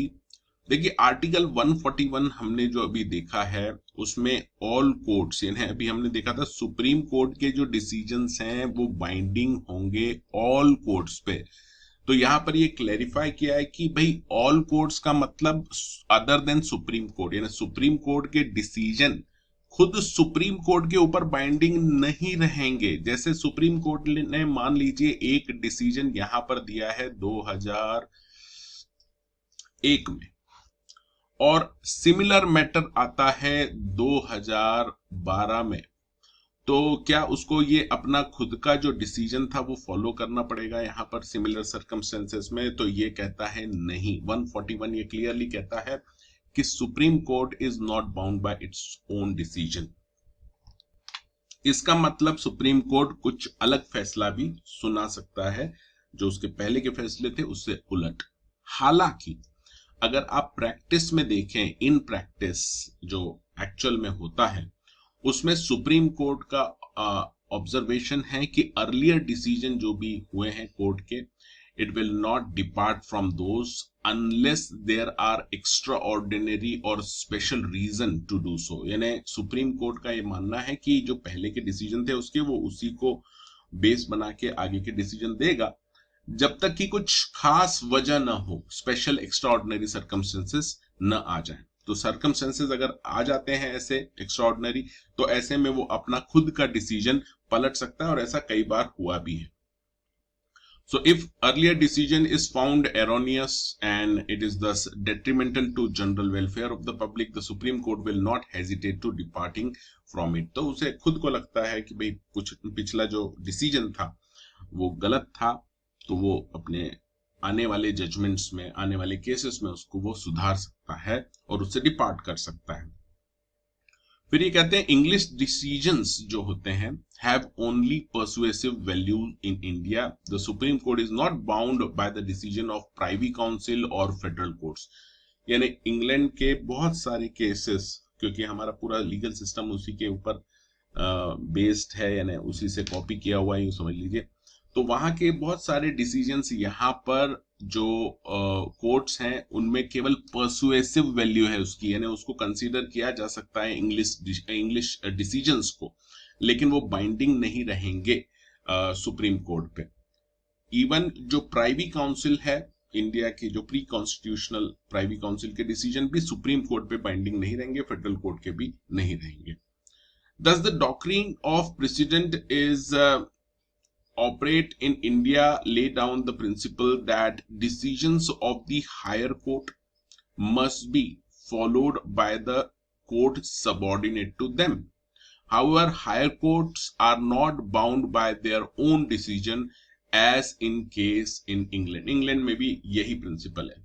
तो यहाँ पर फाइनली हम ये देख सकते हैं कि सुप्रीम कोर्ट के जो भी डिसीजंस हैं वो सारी हाई कोर्ट्स और निचले जो भी कोर्ट्स हैं उनके ऊपर बाइंडिंग रहेंगे, लेकिन सुप्रीम कोर्ट के डिसीजन खुद सुप्रीम कोर्ट के ऊपर बाइंडिंग नहीं रहेंगे. इसी तरह से हाई कोर्ट का कोई डिसीजन है फुल बेंच का तो वो सभी बेंचेस को फॉलो करना पड़ेगा, हाई कोर्ट में उसको फॉलो करना पड़ेगा. लेकिन वो फुल बेंच जो हाई कोर्ट की है दूसरी कोई फुल बेंच बनती है, सेम डिसीजन सिमिलर केस आता है तो उसमें वो डिफर कर सकती है अपने पिछले डिसीजन से.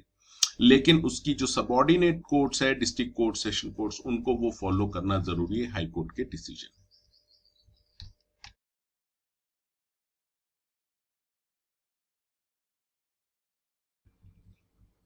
चलिए अब बात करते हैं काइंड्स ऑफ प्रेसिडेंट्स की. 4 तरह के कैटेगरीज में हम इनको डिवाइड कर सकते हैं प्रेसिडेंट्स को, यानी ऐसे कानून जो कि कोर्ट के द्वारा बनाए जाते हैं उनको हम 4 क्लासेस में डिवाइड कर सकते हैं. पहली क्लास में डिक्लेरेटरी एंड ओरिजिनल प्रेसिडेंट्स आएंगे, इसके बाद पर्सुएसिव प्रेसिडेंट, उसके बाद absolutely authoritative president and fourth is conditionally authoritative president. ये चारों जो कैटेगरीज हैं ये काफी इंपॉर्टेंट है एग्जाम पॉइंट ऑफ व्यू से. अब हम इनको एक एक करके डिटेल में देखते हैं. सबसे पहले अगर डिक्लेरेटरी या ओरिजिनल प्रेसिडेंट्स की हम बात करें तो अकॉर्डिंग टू साल्मन जो फेमस ज्यूरिस्ट हुए हैं वो ये कहते हैं कि डिक्लेरेटरी प्रेसिडेंट का मतलब है application of an existing rule of law, यानी डिक्लेयर कर रहा है जस्ट वो ऑलरेडी रूल तो था वहां पर. And in case of declaratory president rule is applied because it is already a law. इसको आप यूं समझिए कि अगर कोई कोर्ट है, मान लीजिए सुप्रीम कोर्ट है, सुप्रीम कोर्ट ने अगर कोई जजमेंट दिया है और ये जो जजमेंट है ये फर्स्ट टाइम दे रही है वो जजमेंट. मान लीजिए एक कुत्ता है, डॉग है और उसने किसी को काट लिया है तो उसका जो ओनर है, ये जो डॉग है इसका जो ओनर है उसको पिनलाइज किया है सुप्रीम कोर्ट ने. अज्यूम कीजिए कि 5 लाख का फाइन लगा दिया है. अब ये जो पहली बार इस तरह का रूल अगर आता है किसी जजमेंट में तो हम उसको बोलेंगे ओरिजिनल प्रेसिडेंट, ओरिजिनल. लेकिन इसके बाद के आने वाले केसेस में, सिमिलर केसेस में यही रूल ऑफ लॉ को फिर से लगाया जाता है तो उसे हम कहेंगे डिक्लेरेटरी प्रेसिडेंट. यानी फिर जो जजमेंट आएंगे उनको हम कहेंगे डिक्लेरेटरी प्रेसिडेंट, क्योंकि वहां पे रूल ऑलरेडी बना हुआ था ओरिजिनल प्रेसिडेंट के द्वारा और उसे जस्ट अप्लाई किया गया. तो ओरिजिनल प्रेसिडेंट में जो रूल ऑफ लॉ है वो एक नया रूल ऑफ लॉ आता है. उसके पहले इस तरह का कोई जजमेंट नहीं आया हुआ था, ये फर्स्ट टाइम आया है तो इसको हम कहेंगे original precedent. And original precedent में law for the future because it is now applied, it is a law for the future. यानी यहां पर मान लीजिए पहली बार ऐसा कोई केस आया है सुप्रीम कोर्ट के पास और अब सुप्रीम कोर्ट को कोई डिसीजन देना है तो वो डिसीजन जो भी देगी वो फ्यूचर में अप्लाई होगा. और ये फ्यूचर में इसलिए अप्लाई होगा क्योंकि अभी डिसीजन सुप्रीम कोर्ट ने इसके ऊपर ऐसा दे दिया है. सो ये थोड़ा सा आप इसको नोट डाउन जरूर कर लीजिएगा लिखने के हिसाब से एग्जाम में कि एग्जिस्टिंग रूल ऑफ लॉ को जब कभी भी अप्लाई किया जाता है कोर्ट के द्वारा उसको डिक्लेरेटरी प्रेसिडेंट कहेंगे, और अगर कोई new rule of law create हो रहा है, अप्लाई हो रहा है तो उसको हम ओरिजिनल प्रेसिडेंट कहेंगे. अब डिक्लेरेटरी प्रेसिडेंट के केस में rule is applied because it's already a law, यानी यहां पर ऑलरेडी लॉ बन गया था. इसके बाद सिमिलर केस कोई आया है, सिमिलर केस में कोर्ट ने फिर से उसे अप्लाई किया है तो इसे हम ये कह सकते हैं कि ये एक तरह से डिक्लेरेटरी प्रेसिडेंट है। और दूसरी तरफ ओरिजिनल में लॉ फॉर द फ्यूचर, यानी यहाँ पर वो पहली पहली बार कुछ डिसीजन दे रहे हैं, ये रूल बना दिया है, and now it will be applicable in the future. तो काफी इंपॉर्टेंट है ये एग्जाम पॉइंट ऑफ व्यू से। अब इसमें देखिए एडवांस कंट्रीज की बात करें जिसमें काफी केसेस हो चुके हैं, तो काफी केसेस हो चुके हैं तो वहां पर ओरिजिनल जो प्रेसिडेंट्स रहते हैं वो काफी कम रहते हैं, और डिक्लेरेटरी क्योंकि सिमिलर केसेस आते जाते हैं तो डिक्लेरेटरी प्रेसिडेंट्स की जो संख्या है वो ज्यादा रहती है एडवांस कंट्रीज में, क्योंकि वहां का सिस्टम ऑलरेडी इतना डेवलप हो चुका रहता है, इतने केसेस ऑलरेडी हो चुके रहते हैं। और ये जो प्रेसिडेंट रहते हैं ये डेवलप करते हैं लॉ ऑफ दैट कंट्री, क्योंकि जैसे जैसे केसेस आते जाते हैं, डिसीजंस आते जाते हैं नए नए, और वो लॉ की तरह काम करते हैं, and it serve as a good evidence of law for the, यानी एक तरह से लॉ बन जाता है, और आगे जो भी सिमिलर केसेस है उनमें ये एविडेंस है कि देखिए उस कोर्ट में ऑलरेडी इस पे ये डिसीजन आया था, तो we can follow that rule of law.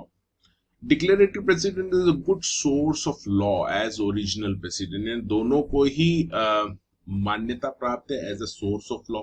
यानी इस केस को भी आप कोर्ट करते हैं, जैसे कभी आपने कोर्ट केस जब चलता है तो वहां पर आप अपने आर्ग्यूमेंट के साथ कुछ केसेस को पुट अप करते हैं जो आपके फेवर में रहते हैं, तो वो हो सकता है कि ओरिजिनल प्रेसिडेंट था उसको आपने कोर्ट किया है, साथ में कुछ और सिमिलर केसेस के जजमेंट थे वो भी आपने कोर्ट की, तो वो आप कोर्ट कर सकते हैं वहां पर कोर्ट में।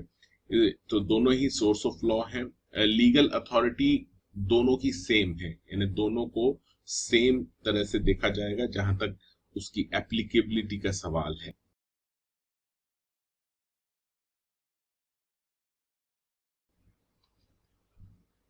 अब बात करते हैं पर्सुएसिव प्रेसिडेंट की। अब देखिए पर्सुएसिव प्रेसिडेंट के केस में जजेस को ये प्रेसिडेंट को फॉलो करने की जरूरत नहीं है, मैंडेटरी नहीं है, वो उनका डिस्क्रिशन इस्तेमाल कर सकते हैं कि whether they should consider this और नॉट। पर्सुएसिव में मैंडेटरी कंपल्शन नहीं रहता कि वो उसे फॉलो करें जजेस। अब इसका जो बेस्ट एग्जाम्पल है वो हम देखते हैं, उसके पहले आप ये समझ लीजिए कि इसको हम लीगल सोर्स ऑफ लॉ नहीं कहते पर्सुएसिव प्रेसिडेंट को, क्योंकि वो मैंडेटरी नहीं रहते, but it is regarded at historical source of law, क्योंकि यहाँ पर इस तरह का केस हो चुका है। अब जजेस के ऊपर है कि वो उसको कंसीडर करें या न करें, बाइंडिंग नहीं है उनके ऊपर।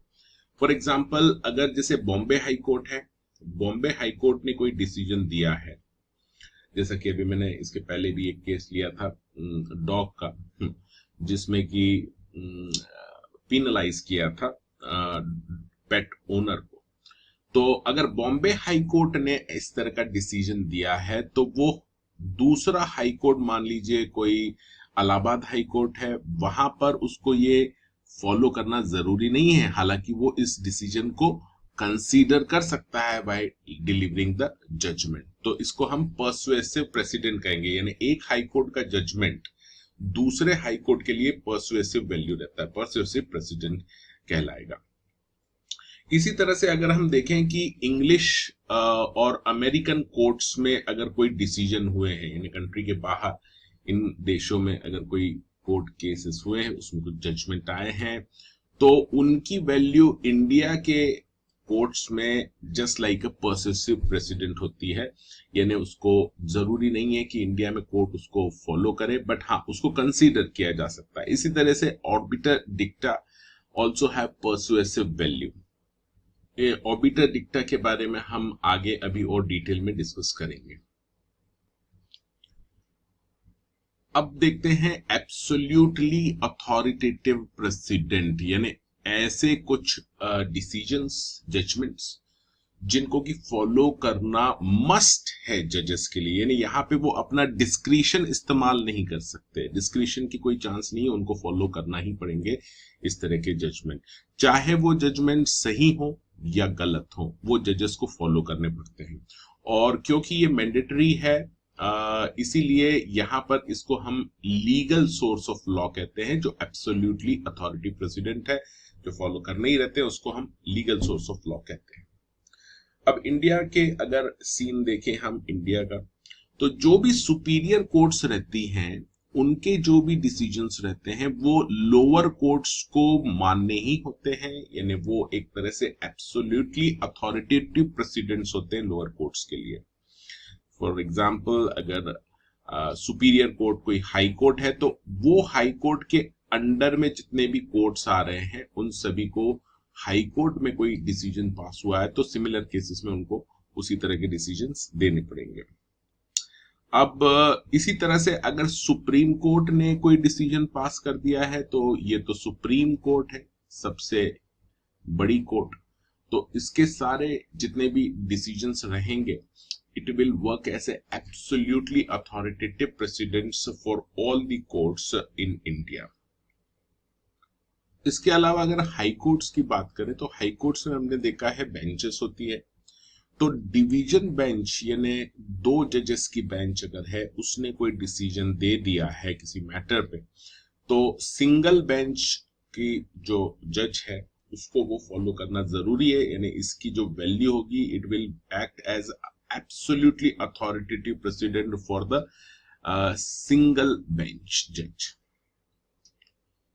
अब आगे बात करते हैं, अगर हम इंग्लैंड की बात करें तो हाउस ऑफ लॉर्ड के जो डिसीजंस होते हैं are absolutely binding not only upon all inferior courts but even upon itself.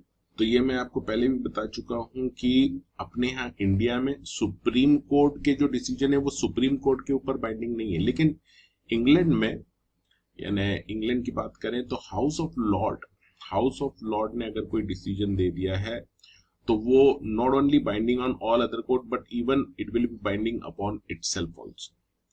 Likewise the decision of court of appeal or absolutely binding upon itself. Court of appeal कोई decision देता है वो उसके ऊपर भी सिमिलर केसेस में उसको उसी तरह के डिसीजन देने होंगे, एब्सोल्युटली अथॉरिटी प्रेसिडेंट की तरह वो काम करेंगे डिसीजंस।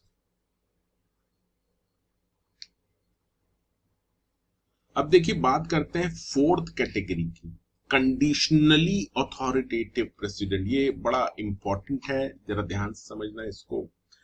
यहां पर ये कह रहे हैं कि सर इसमें ऐसा है कि ये जो प्रेसिडेंट्स रहते हैं ये ऑर्डिनरीली बाइंडिंग रहते हैं, नॉर्मली बाइंडिंग रहते हैं कोर्ट के ऊपर, बट कुछ केसेस में यानी कुछ हालात में वो उससे डिफर कर सकते हैं, ठीक है, यानी कुछ सर्कमस्टेंसेस अगर है स्पेशल तो वो उन डिसीजंस को नहीं फॉलो करेंगे और उसको वो रिजेक्ट कर सकते हैं।